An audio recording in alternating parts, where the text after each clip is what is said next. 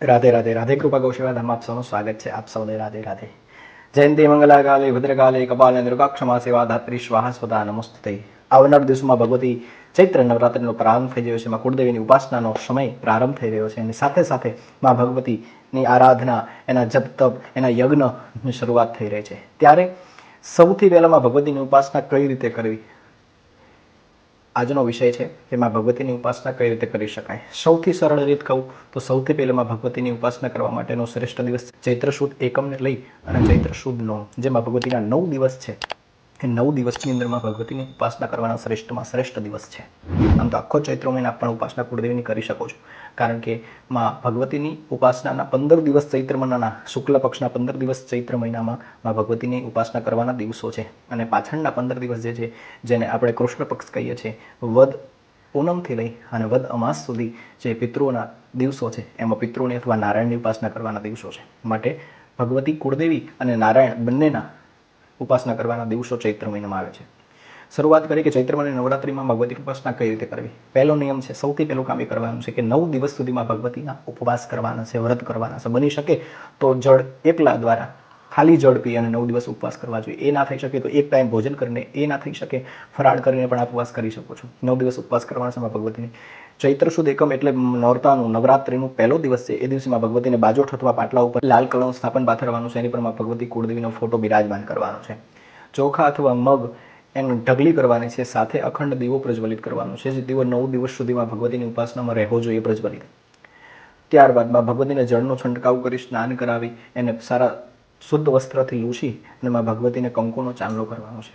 કંકુનો ચાંદલો કર્યા પછી માં ભગવતીના ચરણમાં સરસ મજાના પુષ્પ અર્પણ કરવાના છે. પીળા, સફેદ, વધારે પડતા બની શકે તો ગુલાબના પુષ્પ ચડાવ ખૂબ શ્રેષ્ઠ છે. ત્યારબાદમાં ભગવતી પાસે ધૂપ અર્પણ કરવાનો છે.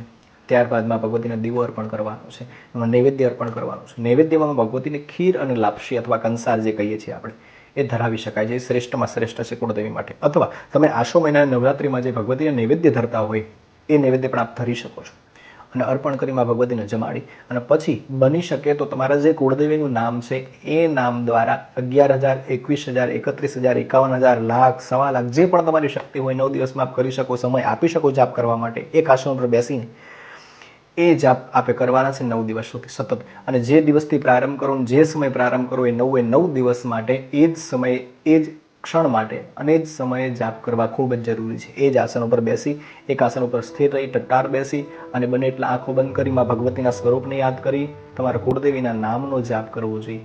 યથાશક્તિ, યથાસંખ્યા તમારી જે ભાવના હોય એને 9 દિવસમાં ડિવાઈડ કરી અને એ પ્રમાણે રોજ એ જ સમયે માળા અથવા એ જ સમયે જાપ અથવા કરવા, એ જ સમયે જાપ કરવા જોઈએ.